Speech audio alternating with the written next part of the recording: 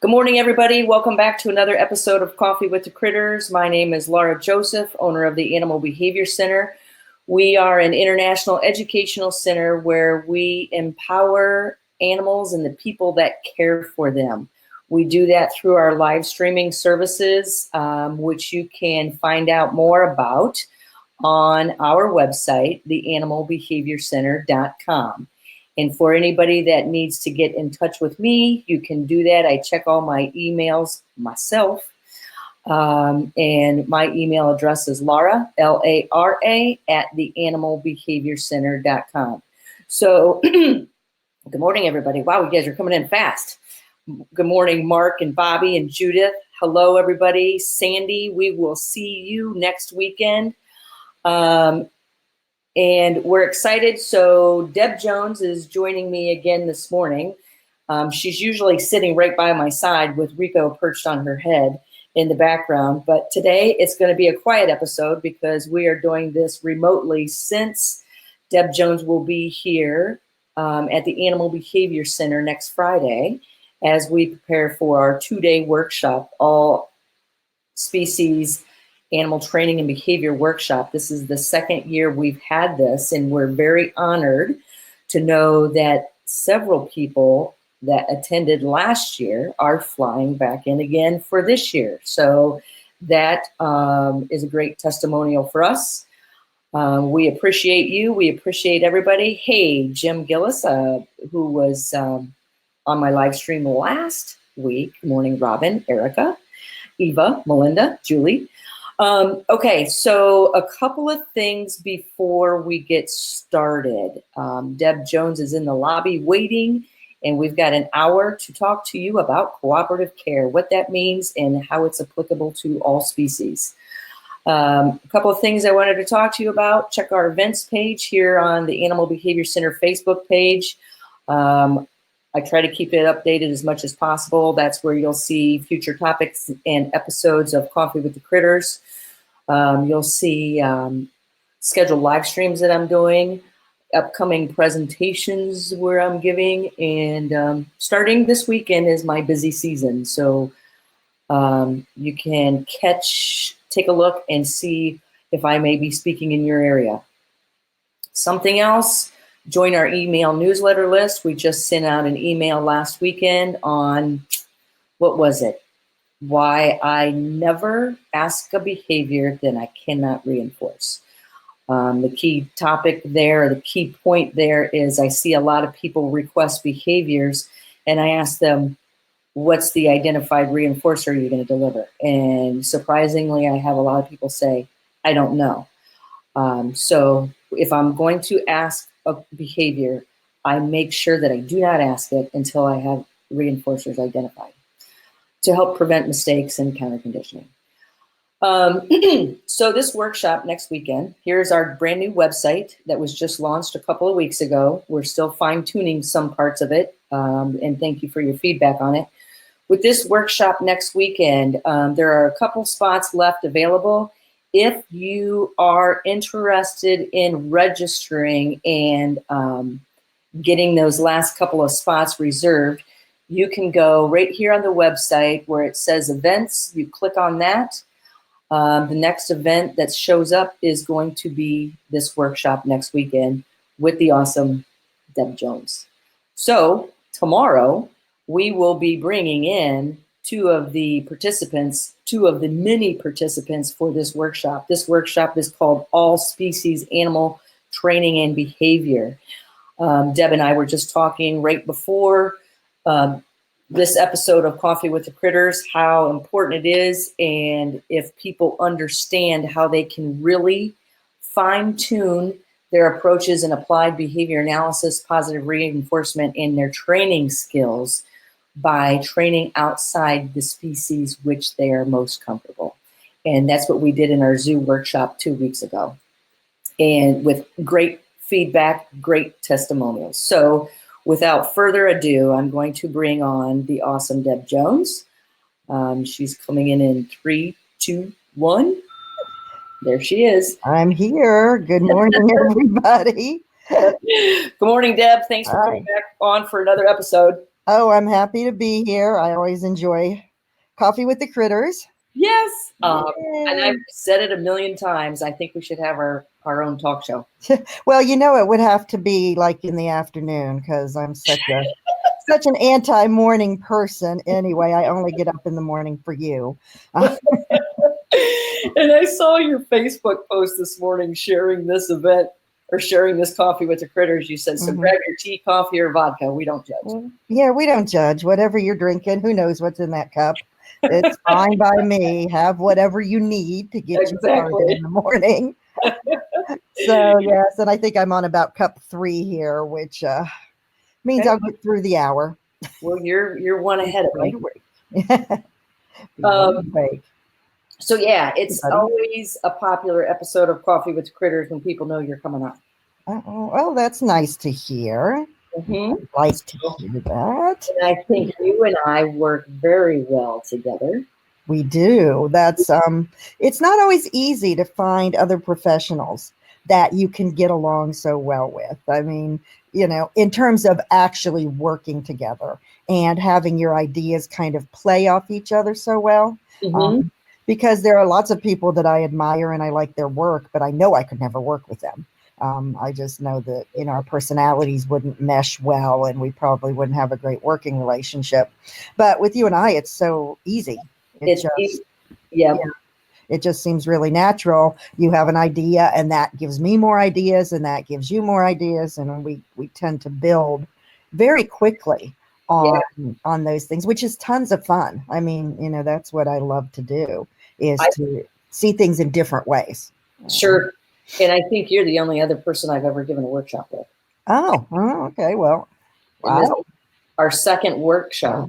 We didn't hate each other after the first one.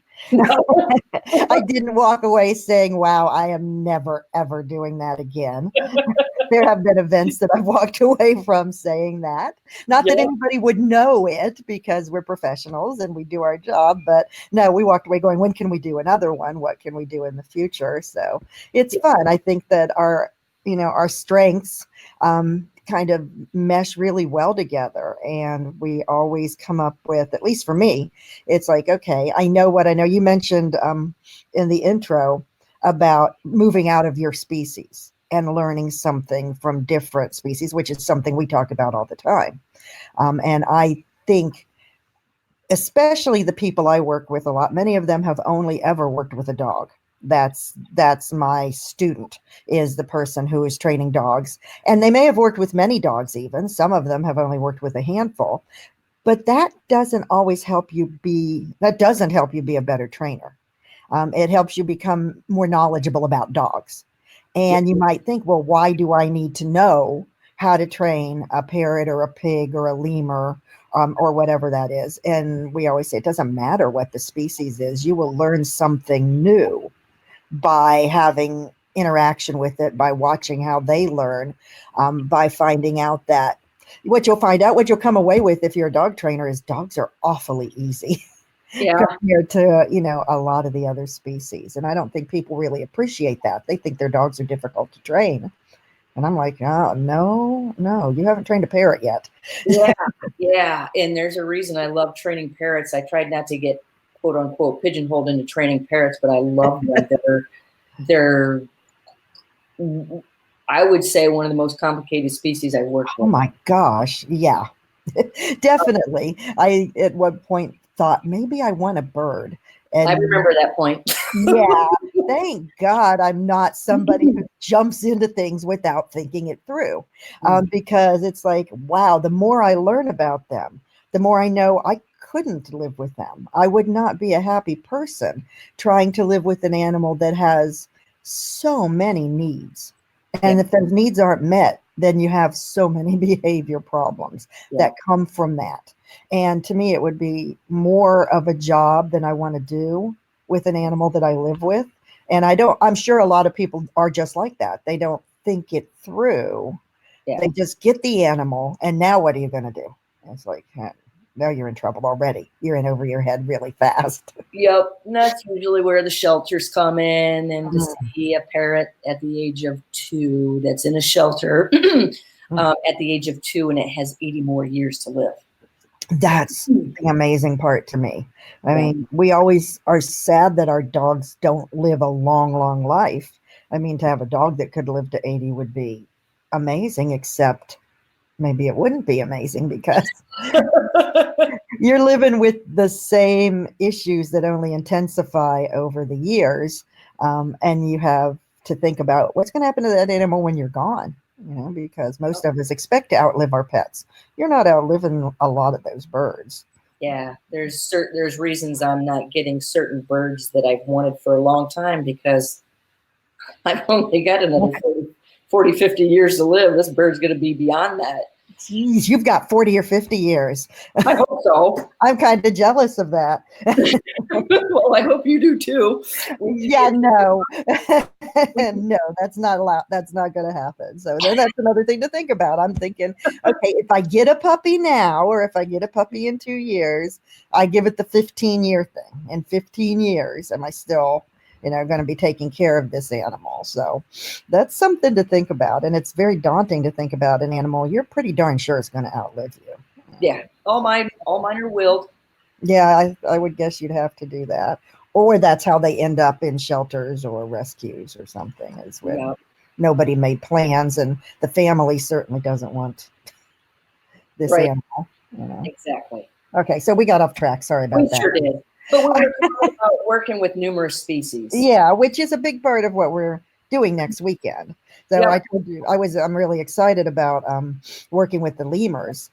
And I said, I really liked working with Molly, but I have a feeling she was not a typical lemur. She was so sweet and so gentle and so calm. I remember her just sitting on my shoulder and while I was like working on something, and she was just there, very relaxed. And you said these guys aren't like that. Totally different. Oh, No, okay. it's like Molly on crack Oh, great. too.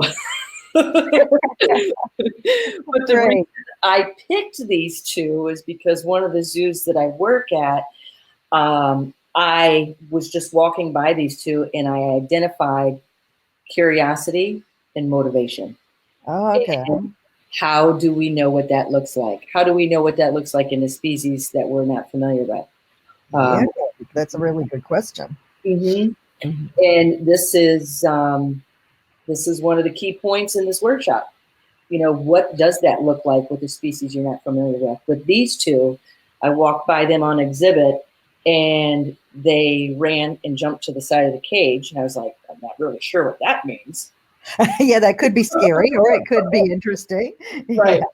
But then I walked to the next exhibit and they followed me. So then I stopped and walked back and they followed me again. And I'm just like, That's when I inquired. I said, who are these two lemurs? Are they same sex?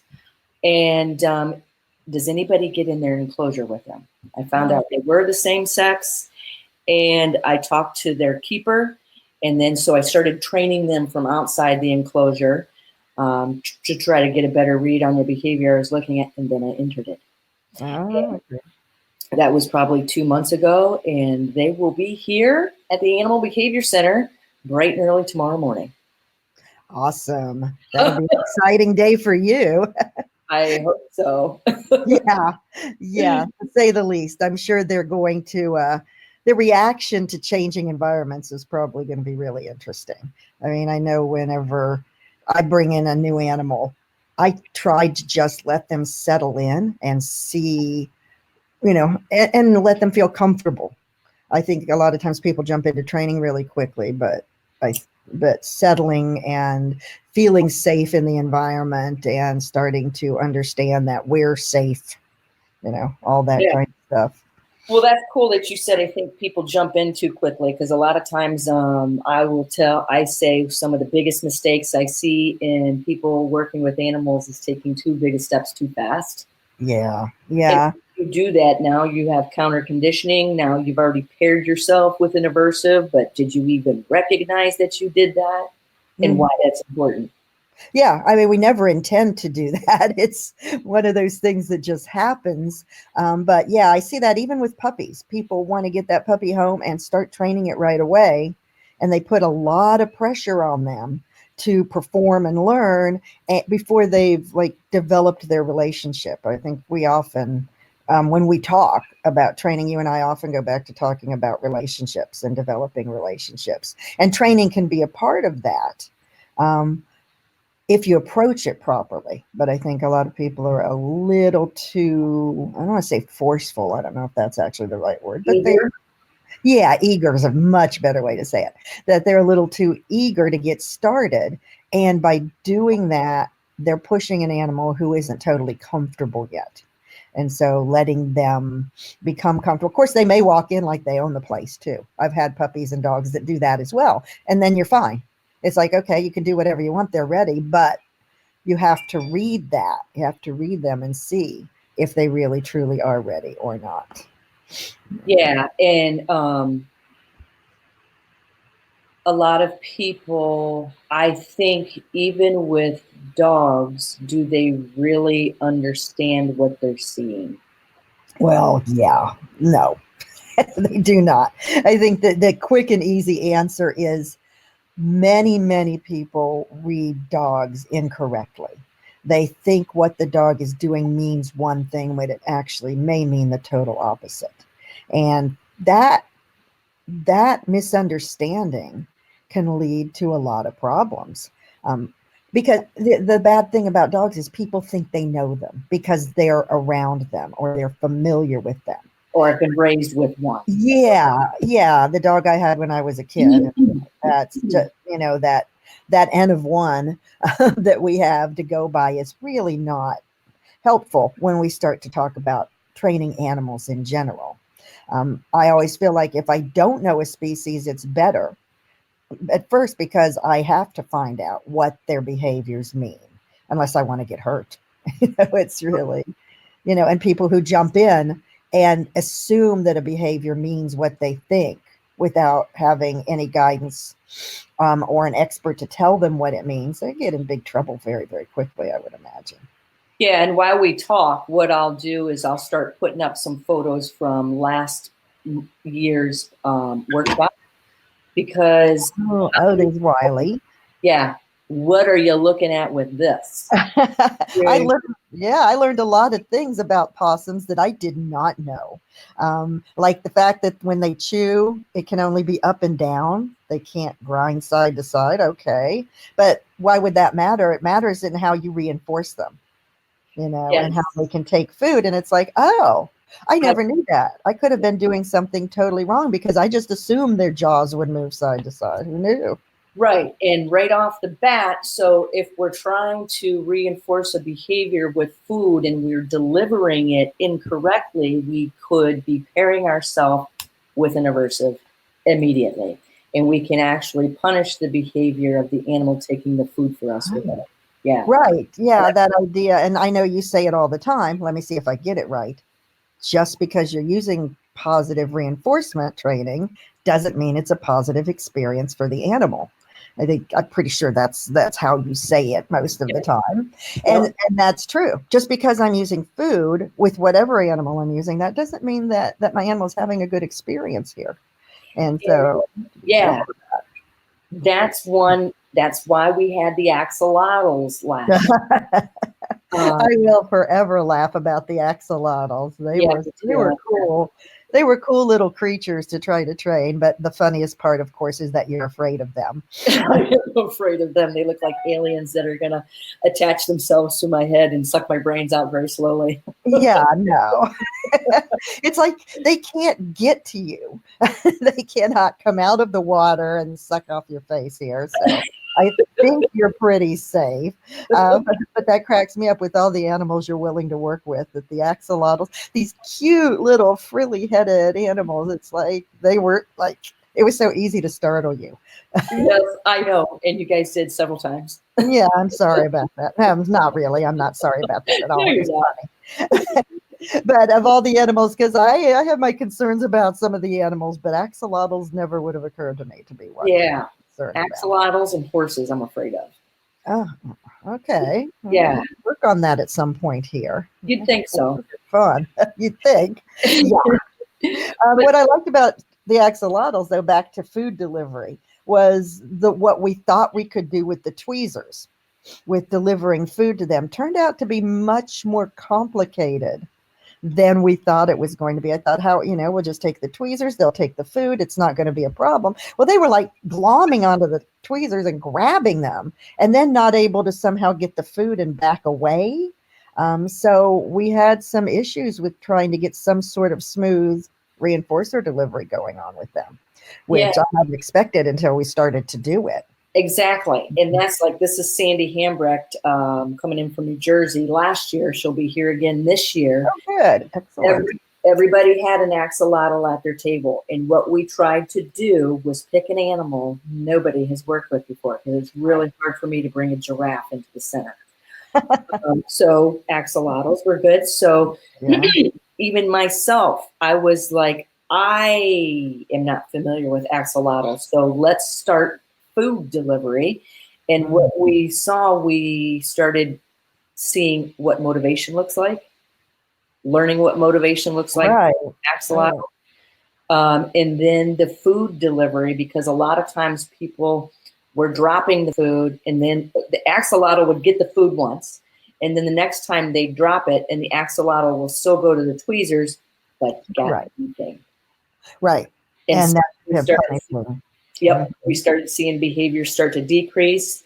And you and I talk about this quite a bit, the delivery of the food reinforcer, how we deliver the food reinforcer could be a reinforcer or a punisher. Right. It really could. And I think we saw differences, which sort of surprised me, that we saw individual differences between the axolotls in terms of those that would keep working even when the food delivery was sloppy, and those that were done. Like the first time something bad happened to them, they were done, which I think is probably true in all species. I just didn't expect it in these guys for some reason. Like they're all the same somehow, which people think that's true of dogs or parrots or whatever, that they're all the same. Or lemurs. Right. They're not, but we still expect it. So that was an interesting lesson for me in pay attention to the individual in front of you, and don't make assumptions, even if you think you know the species, that this individual is going to be the same as all the other ones I know, because that could be a mistake. Definitely could be a mistake. And so we learned a lot there. We learned a lot about food delivery with axolotls, if that ever comes up again in my life. And who knew it would come up once? I mean, honest to God, this is my life. It's like, who knew that would be even a thing in my life? So surprise, surprise. You never know. Well, and I'm just based on what you were just talking about, each animal is its own individual, and do we really understand what we're looking at? I remember, I think this was Sharon from last year. Yeah, Sharon. That was working with an animal that's going to nail you the second it gets a chance to. So what behavior do you want? How are you going to get it? What is your plan? And what is your plan when your plan doesn't work? Yeah. That's sometimes a problem if you don't have a plan B pretty quickly. You can get into trouble. And I think I've told you this before, I tend to stop and freeze. Yes. And with many animals, that's probably fine. Doing nothing is less damaging than jumping in and doing something incorrectly. But then you have to come up with something. It's like, how am I going to go back and be more successful here? Because I don't want to start pairing myself with unpleasant things happening. Yeah, because then you'll start learning, like people are like, this animal's frustrated. Well, how do you know? What does that look like? Right. Yeah. Those words that as behaviorists, we tend to get a little itchy about people using, like frustration, because it's like, well, what does that actually mean? What behavior are you seeing that we're labeling as frustrated? Because it is a label. So we need to know more about that and unpack that when somebody says the animal's frustrated. It's like, what's the animal doing? That's always what it comes back to. What are they doing? Right. Let's look at what they're doing. And there are reasons. There are always reasons for what they're doing. Animals don't do things for no reason or randomly. There's always a reason. We might not recognize it or understand it, but it's there. And so figuring that out is going to be important. All behavior serves a purpose. Yes, it does. That's a truth. That's a true thing. we should probably try to tie this back to cooperative care, because Yes, that's what we said we were going to sure. talk about when we started. This is what happens with us all the time. Well, and this is leading up to It cooperative. is. I think it really is. And I was just Delivery. thinking that. Yeah. And one of the things I was thinking of that is pairing yourself with aversives. If your animal needs something done that is either scary or unpleasant, that's going to become a problem very, very quickly. Any animal will learn. You can have, of course, one trial learning. We rarely do, but when we do, it's something unpleasant. So one trial, yes, they learned one time that you're going to do something that hurts, and they're not going to be cooperative about it in the future because of that. So now we have to deal with it. We usually talk about one trial learning and taste aversion, where you eat a food and it makes you sick. And I know a lot of people have had that experience. I know I have too. It makes you sick, and that's it. You're not eating that food ever again. Being hungover. Being hungover. I wish that worked. that Well, we don't learn from that, Laura. Have you learned? Okay, yeah, it's true, because we keep doing it over and over again. We won't blame the alcohol. We'll blame the food before we blame the alcohol. And there's actually a good reason for that. It's because it's not novel. If it's a new thing, we're going to go, oh, that's what made me sick. But if it's something that's common, then we don't. Right. Well, it was a new thing the first time I drank it. Yeah, that's true. Somehow we all managed to get past that, because we know why. Because the immediate reinforcer is stronger than the delayed punishment. Yes. If it made you sick first and then it felt better later, then people wouldn't be drinking, because that effect matters. I had to pull this up, but we're going to be working with numerous species next weekend. But one of the things, when you're talking about taste aversion, we've got plenty that we can incorporate next weekend. Okay. We can do this with, oh boy, we have some counter conditioning to do with cello. We can work on this. Yes. What happened to cello? Cello accidentally ended up in emergency surgery. Oh no! Poor he had to have a toe removed. Oh, because he accidentally got into the parrot room. Oh, no. Yep, and you can take it. Those things that happen, but they do. Accidents happen. Yep, but there is an incident, so we're going to be working on counter conditioning. I've got numerous things planned for next weekend, especially when you come in on Friday and we talk and we start, because make a plan. This workshop is extremely engaging. It's all about learning, and then stand up and you do the training. How are we going to incorporate this? Exactly. We're going to make sure people get a lot of hands-on with whatever concept or theory or idea we're talking about. And since we'll be talking about cooperative care as a big part of it, it sounds like it's going to end up a perfect time to come up with a plan to work with cello a little bit and try to counter condition some things.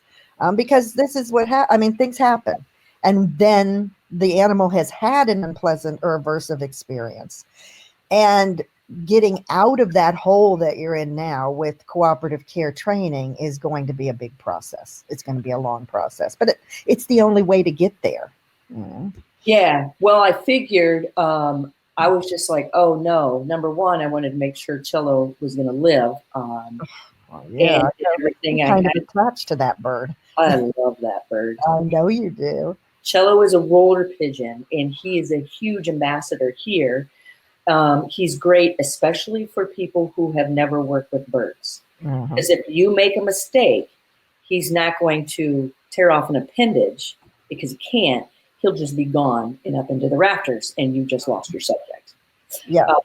But he's extremely quick. Boom. And it's just amazing to watch how fast he learns. So I figured next weekend we can talk about, some counter conditioning, and now introduction of the syringe and the aversive taste, because for 2 days for the past week, I've had to capture him because he was not syringe trained. Yeah. And that's part of, once you have to do that, and there are things we just have to do. There's no question they need this medication now. And if I haven't done any training of it ahead of time, and I know you've done it with a lot of your animals, and it's like, it turns out it's the animal you haven't done it with yet, that now there's that time when it's just not optional. And people ask me about that a lot in cooperative care. What's going to happen when I have to do this thing? Mm-hmm. And I say, you do what you have to do, um, in as neutral a way as possible. And we know when we do that, we're not training a different response. We're not training them to be cooperative, but we do that thing that is medically necessary or that's necessary for their health in whatever way. Then we go back to, okay, now what can I do to counter condition this and to positively train them to tolerate this in the future? Because just because you've had the bad experience doesn't mean they can't learn to tolerate it in the future, but it means Sure. our job is a big one. Yeah. Our job is going to be a very big one now. And this is one thing I say that some people are like, oh, I can't believe you just said that. And I'm like, well, yeah, it's called everyday life. And Yeah. it is, I will use a positive punisher if the alternative of not using it is worse. But note to self, this needs training. Do not keep doing this.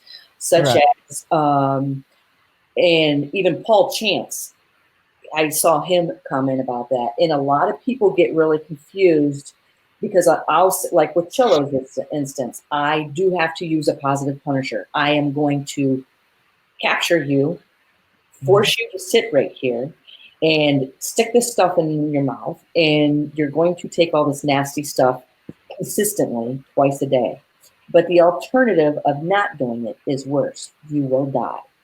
Right. So then note to self, this needs training. And that's when I was just like, this will be perfect timing for the workshop. Let's work on counter conditioning. And Deb, I wanted to ask you this. When you find yourself in situations like this in cooperative care, where you do have to use an aversive because the alternative is worse, Right. do you put the aversive on cue? I am I giving do. good. Yeah. Okay. Yeah. I do. The more information you can give them about what's going to happen, even if what's going to happen is going to be unpleasant, I think the better. I want them, I don't want to lie to them. I don't want to pretend I'm going to pet you and then I'm going to grab you. It's like we're doing, and I actually say to my dogs, we're doing this, whatever this happens to be. And they pretty much go, oh, because whatever it is, I just, they just kind of go still for it, which is great. But yeah, I do put it on cue because I want them to be aware this is going to happen now. There's no choice in it. This is certainly not cooperative in the point that you could opt in or opt out. It's like, no, I'm not telling you have a choice when you really don't. We're going to have to do this thing now. I'm going to restrain you to do this thing typically. And I do work on restraint a lot with all my animals away from that, so that it's not the first time it's happened to them. And that can come in very handy for so many different things, because typically whatever the procedure is, I'm going to have to physically restrain you in order to give you the medication or to give you the shot or to, take out the stitches or whatever, that's just going to have to be restraint. So teaching restraint, I think, is a big one for every species of animal that we physically can safely do that for. And just saying, this is going to happen now. Do the thing. I also personally don't try to offer food in this whole process because it'll poison the food. Yes. You'll get the opposite of your typical effect. Now, some animals, maybe the food will distract them. And if the food can distract them enough, like they can lick out of a Kong or a licky mat or something. And if the food distracts them, fine. But for most of them, no, that's not going to happen because they're beyond that level where food is having any effect. So I just leave it out of the picture altogether. Sure. And I think a lot of people think when it comes time to medication, instead of training, just put the aversive taste inside the favorite food. That gets you in a lot of trouble on down the line. That's another one of those things that I'll do if I have to do it to get medication in. But I've come more and more to believe, especially when you end up with animals that get older and are going to need daily medications, which many of my dogs do. Towards the end of their lives or just as they're getting older, They start to need things on a regular basis. And yeah, maybe you can hide it in food, but someday they're going to notice that it's there. And once they do, now they become suspicious about food. And then you have the older dog in particular who needs to eat to take their medication, Uh, but yep. they won't because now they're suspicious of the food because it might have medication in it. And you're in this terrible, terrible cycle. So I definitely, and I'm hoping we can do this with Quincy maybe. I teach them to swallow a pill, take a pill. I got to remember to bring Yes. capsules. Just take it. If I give you something in your mouth, I'm not telling you it's food. I'm teaching you to swallow that thing. Look at me and Quincy last year. I'm teaching you to swallow that thing. And I just say, take your pill and give it to them. And they learn to swallow so that I'm not fooling you. I'll give you food after, but I'm not fooling you into believing it's a treat when it's really medication. And I think that's an important thing to be able to do. And I've even managed to do it with the cat, who is pretty happily taking pills, which sort of surprises everybody. But it's like pill, squeeze cheese. And he's like, oh, okay, Yeah. I'll take the pill and I'll swallow it. And then I get the cheese. Okay, I can deal with that. So I'm not hiding it in the cheese. I'm giving the pill and then giving the cheese. So, and I think that's a big difference. It seems small to people. It's like the pill and then the food is different than trying to hide the pill in food. And that matters a lot. So the way we use food in general, but we can poison the food very, very easily if we keep pairing it with something the animal finds unpleasant. So if you're offering them the food and they don't want it, that tells me that what I'm doing is way, way over their level. Yeah. And I will get the food out of the picture then, because I need that as a reinforcer for everything else in life. And we're going to focus, I mean, that's going to be a lot of our, I'm writing down right now that I need to bring my capsules with me so we can train that. Yeah. Because if I don't write it down this very second, you know how that goes. Start a new list for going to Laura's. And Yeah. something we're going to work on next weekend as well. So when you're working on this with the dogs, Lindsay's going to be helping us. She's my right-hand trainer here at the center. Everybody's going to be incorporating this with another species, and this species is going to attack the vessel, the deliverer of the medication, as soon as it sees it. It sees it's coming from 5 feet away. It's going to start giving you all kinds of behaviors you don't want to see. So, problematic. Yeah. I've already got a plan. It's in place. That's good. We always need our plans because make people think outside the box. Okay? Right. And I think that's something that we can, you and I can come up with a plan and we can tell people what to do. We can say, do this, do this, do this. But I think it's also helpful with people who are attending if we get them to brainstorm on their own a little bit. Okay, what do we do now in this situation? If this is the problem, this is what we're going to have to do. How are we going to do it? So I think that's always more helpful than just being told what to do, is actually actively thinking about it. Because usually people will come up with plans sometimes that are better than the ones that I've come up with.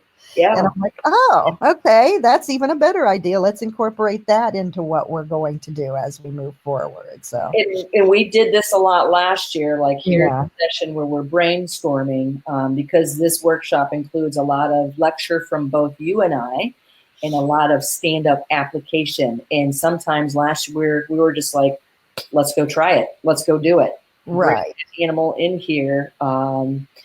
And then, because a lot of times I say, you can be as book smart as you want. Application is key. I've seen a lot of people that are extremely book smart stand in front of an animal and say, I don't know where to begin. Oh, all the time. That is very true. I mean, coming from an academic background before I trained a lot of animals, I can tell you, you can know everything in the world about learning and behavior, but that doesn't help you train an animal when they are there. It really doesn't. I've seen so many, I could count on the hand the number of academics I think that are good animal trainers because they haven't done it enough. And everything you think you know goes out the window when the animal says, nah, I don't think so. That's not how it's going to go today. And then we're back to where's plan B? what do we do next? And my big plan with dogs anyway is always, if in doubt, toss a cookie. So I'll do a treat toss and go, okay, let's regroup and let me think about this and come up with another plan. Because it's not always, what the theory tells you ought to work doesn't always work.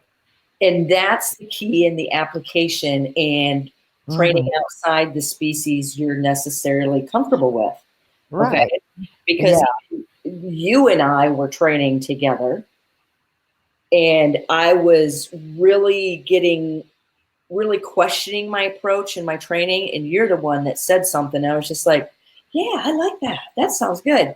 And it was with Bellatrix, the Eurasian eagle owl. I don't know if you remember, you and I were in her enclosure, and I could get her to fly to the glove, put on her jesses, do all this stuff, and she would stay there. But I was having a hard time getting her off the glove. I was having a hard time cueing her to go back.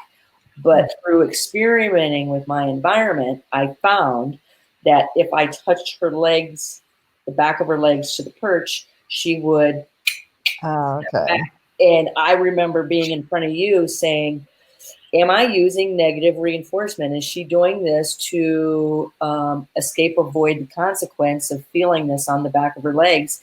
And you said, or is that just a cue that's working for her? And Oh. the more you said that, I was just like, yeah. Yeah. So how do we know if we're using negative reinforcement? I guess knowing their behavior.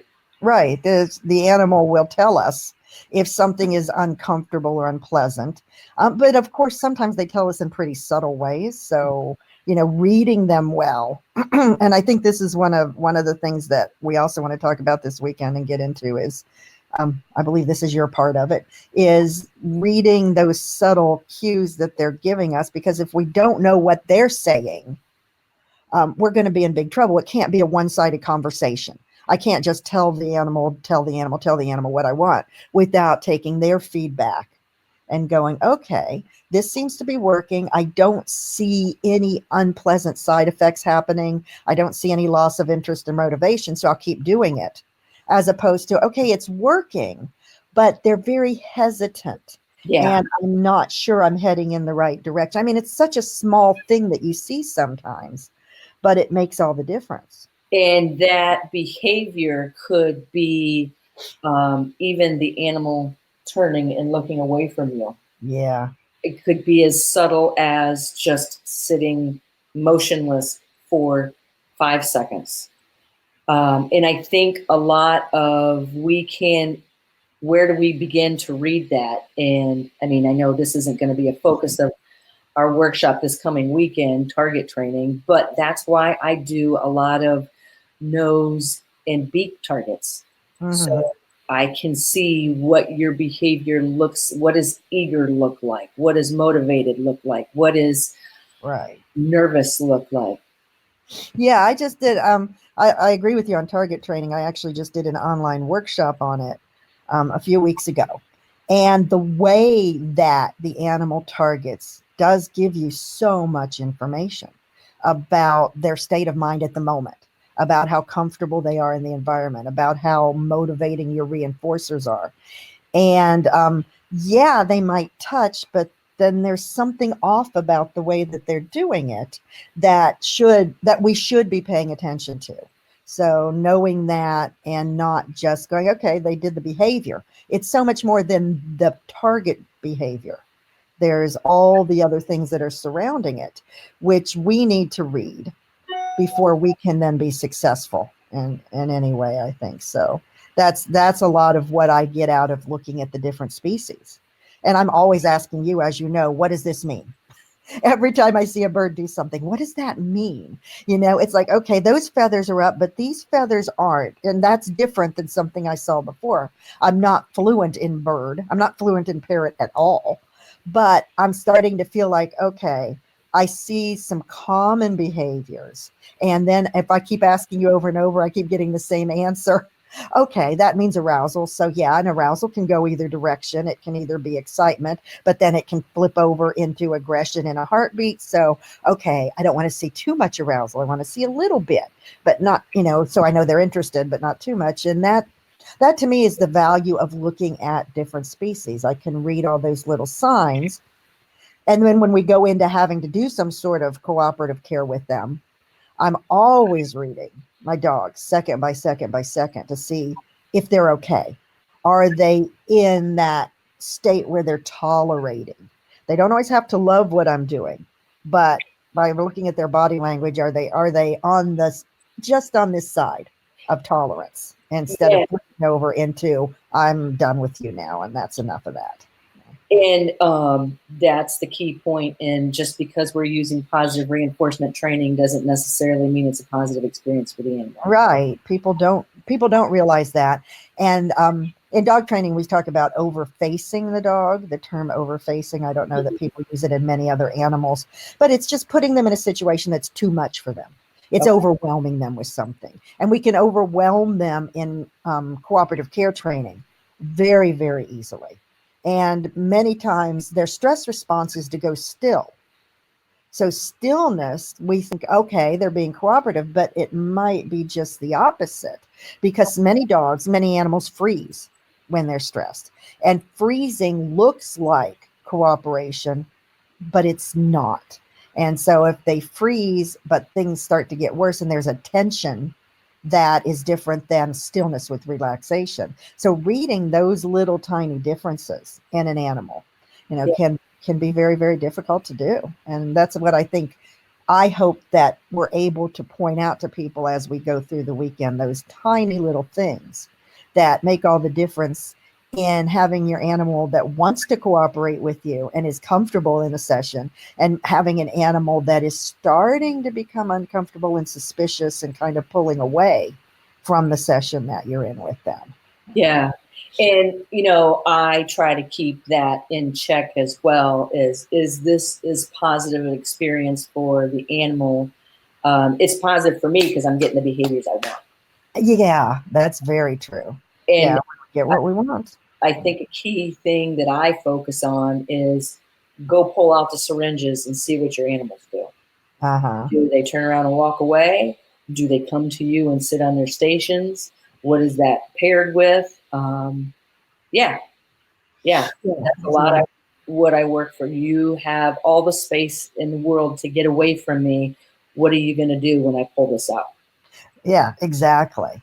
And that'll tell us what kind of it'll tell us where to start, and it'll tell us what kind of job we've done so far with this, and sometimes you have to start at a place that's much further down the line than people think. Mm-hmm. Their plan is, okay, I'm gonna take this syringe, and the animal's gonna target it.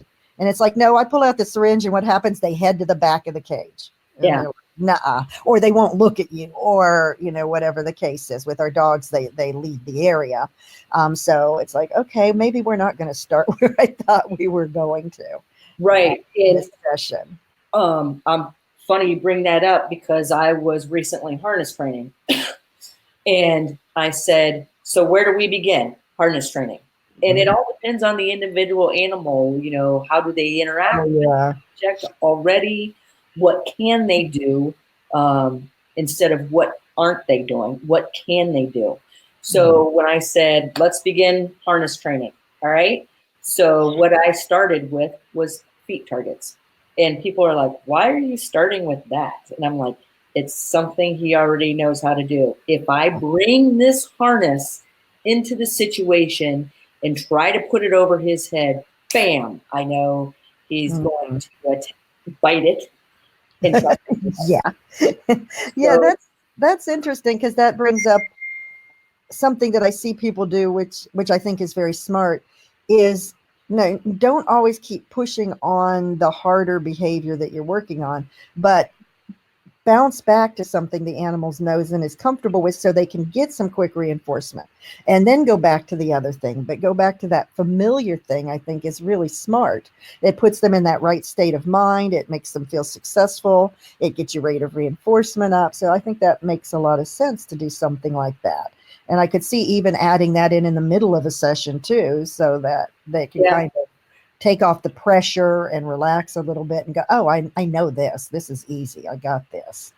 Yeah. And then it was touching the areas of the body where the harness is going to be placed. Ah, You yep. know, and then I just still didn't bring out the harness. I brought out, I believe it was a towel, and then started putting the towel across the back and moving in the areas which the harness was going to be. If I brought that harness out immediately, because there was a history of force and aversives paired with the harness, now it's paired with me. Now it's paired with my training session. We're all going to hell in a handbasket real fast. Yeah, all going to hell. That is very, very true. It's like people will be like, well, there's no place I can start because they're afraid of the thing. It's like we have to be creative there. We have to figure out what can I do to start approaching this somehow, and work my steps up from there and work my way towards what I want. And I'm guessing with a lot of birds, when you mentioned towel, that made me think of it, that being toweled in order to be caught and have a towel on them. That can be, a towel itself could be a highly aversive object for them. Or even walking to the area where you keep the towels. Mm-hmm. If there's an area here, like the towels mean different things to different animals right now. Oh, yeah. If I go and reach for the towel in the drawer, if I start walking to that area, you're going to see Rico be interested and come over. You're going to see Rocky over in the cage start to bam, bam, throw his beak up against the cage. Ah. Yeah. So, yeah. One last photo, one of the few last photos I wanted to post here, Deb, is because this is next weekend is going to be full of activities too. Where do you begin? And I know we treat each workshop like an individual. If we see somebody struggling, a lot of times we start way beyond where we think the animal should understand. Yes. So we put the people in the situation. Yeah, that was fun. Yeah. That's always a fun exercise, is to whenever, it's back to that idea that we learn best by doing something. So, we can say don't start at too high of a level of training, but when it actually happens to a person, they're like, oh, that doesn't feel so good. And show them that there's another way to approach it. So I thought that was a good exercise that we did. Yeah. And I watched, so we did it. Well, you did a couple exercises too. Yeah, we did some human shaping kinds of games to play around with a little bit, to get people. That was a lot of that was for mechanics and learning how to reinforce and things. But it's also a fun way for people to feel like the animal and to feel like the subject rather than always being the trainer. Because the thing to remember too is the trainer always knows what the goal is. Right. But the animal has no idea. And when you put yourself in that position, it's very vulnerable and it's very uncomfortable for most people. Most people hate being the subject because they don't know. And it's like, well, how do you think the animal feels? That's exactly how they are every time we train them. We have no way to communicate to them what our ultimate goal is, except through the way we approach our training. And if you're a poor trainer, you're confusing the heck out of them. Yeah. Yeah. So it's a good lesson for people. So I think I've gone through a lot. I know I didn't take pictures of all the animals we worked with last year. It's hard to remember to take pictures when you're in the middle of training. Of working with it. But we had a lot of fun with that. We worked with a lot of different animals there. Any last words you want to talk about Cooperative Care next weekend's workshop? Let's see. I always have so much to talk about when it comes to Cooperative Care, because that's just kind of been my thing lately. But I think, we talk about the non-optional stuff, that things that you just have to do. But that doesn't mean that we're off the hook for training for things that haven't happened yet and for being proactive in our training plan with our animals. If you wait until something happens, there is no chance to train for it. So do it ahead of time. And it doesn't even that much matter what you do, as long as you do things. The more handling, the more restraint, the more introducing weird stuff to your animals you do. Last year, For example, last year, my cat, Tricky, who many people have seen in videos, he's in a lot of my videos, he injured his tail really severely. Bad enough that we went to the emergency vet and they told us that it was probably going to have to be amputated. So you can imagine he was in tons of pain. He went to an emergency vet, which is the first time ever for him as a cat. He's gone to the regular vet, but the emergency vet's a whole nother world. He's in pain. People are handling him, examining him, doing x-rays, giving shots, wrapping and bandaging. And then he has to go to my vet the next day. I have to give him all kinds of medications. He has to go back to the vet 3 times a week. We did all kinds of things, including laser treatments and whatnot. The end result is he's perfect now. He's perfectly fine. And he kept his tail. He kept his tail, which we didn't think was going to happen, but he did. The upshot of that is, though, I could not have prepared him for all of those things specifically, but I prepared him well enough for restraint and for handling that everybody who dealt with him was like, this is the nicest cat we have ever dealt with. He's like, okay, these things happen. People have already done these things to me in the past, and I've gotten lots of food for it. So even though he's sick, he doesn't feel well, it hurts. It's like, okay, these things happen. And he would just kind of go, okay, you can do whatever you need to do.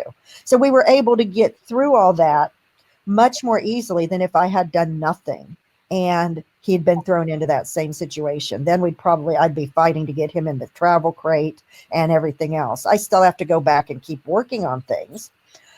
It's never done. Cooperative care training is never finished because you can always strengthen things and you want to keep it up to date. But the fact that I had done it paid off so well. Yeah. And I think you hit on something extremely important, and something I say, but maybe just a little different, is keep your animals used to change. Keep them used to learning something new, even if it isn't syringe training or rectal temperature taking. Exactly. That reminds me, I need to go back to working on temperature taking too. I think that's an important thing to keep working on, because that's not pleasant. It's not pleasant for anybody, but it's going to be something that happens. So, and we can work on that next weekend too. Oh yeah, didn't we start that with Milo at one point? Mm-hmm. And I think we did. And I thought he was doing really well. I kind of remember working with reinforcing while he's getting examined. Yeah. We can do that with them. Milo, we can do that with the dogs. I really don't want to start off with that with the lemurs. Your center, bend over. Right, exactly. If we don't have to do it, let's wait until we get a few other more positive experiences in. And it's like, there are things, speaking on, this makes me think, now that we're talking about temperature taking, is one of my dogs, Star, most dogs naturally express their anal glands. That just happens. And it usually happens when they're going. And so it's no big deal, but some don't. And when they don't, you have to manually express them regularly. And this is not a pleasant event for anybody to have to do. But Star doesn't. She just never did. For whatever real weird reason, she's fine, but she doesn't express her anal glands. So I have to do this like 2 or 3 times a week. And you might think this is a very unpleasant event. And Star's not a dog that's easygoing about physical things. She doesn't care for a lot of stuff. But I've managed to reinforce it so highly that she will actually pretty much tell me now when it needs done by jumping up on the table, the grooming table, and pointedly staring at me. And I'll say, do you need your butt done? Which is, and she'll be like, yeah. And I'll do it and I'll reinforce her. And it's like, this is something that isn't pleasant, but it is a day-to-day life thing for us, for her. And she's learned, okay, it's not the most fun in the world, but hey, there's lots of reinforcement after it happens and I can manage it. So they can learn to tolerate a lot of things, even when they're not inherently pleasant things. But we have to put the work into it in order to get that to happen. Yes, and it can happen. And we're going to focus on that next weekend. Yes, we are. I know there's a couple of people in here that will be here next weekend. There's Daphne. Hi, Daphne. Hi, Shelley. And Shelley. And Sandy's in here. I'm surprised Sean Whaley's not in here. Yeah, Shelley's here. A couple of things about next weekend's workshop before you guys get here. If you are attending, check your emails because I sent everybody an email this week. We are getting together Friday night for dinner at 6:30. So check your email. You need to respond to that. The second thing, we have a Facebook group started with the link is in that email. And in that Facebook group, we can continue to be interactive after the workshop, during the workshop, and after the workshop. Yes. Okay. So let's see. I guess the last thing I want to say before we end is if you're interested in this workshop and registering, you can go to the animalbehaviorcenter.com, click on events. It's going to be the first event that pops up because it's the next event. There you go. We look forward to having you. I love working with you, Deb. I think you're awesome. You get me even more trained than I already am. So I know, me too. I'm like, now I'm awake and I'm excited, and now I have to do some training. So, well, do cool. some work. Okay. Right. Well, we hope to see you. I will see you next weekend. I will see several of you in here next weekend. And I wanted to put before we leave, if anybody wants to get a hold of Deb, somebody specifically asked for your contact information in this live stream. Her website is canineinfocus.com. Yep. Okay, screenshot that because I'm getting ready to show you her email address. And that is PLNET. That's short for planet, right? Right. There's no A. Okay. K9@AOL.com. Yeah. And if you check out my website, especially my blogs, I blog post every week. So there's a whole lot of blog posts on cooperative care type stuff that people want to take a look at. I also have a YouTube channel about cooperative care and a Facebook group that we talk about cooperative care. So if you can find me through that stuff, and I can point you in the right direction if you want more information on anything. Yeah, and for those of you that are still around, if you're interested in the work we do here at the Animal Behavior Center, we have our memberships, level 1 for companion animals, level 2 for people more interested, wanting more content, involved in the field, or applied behavior analysis, or looking at getting into the field.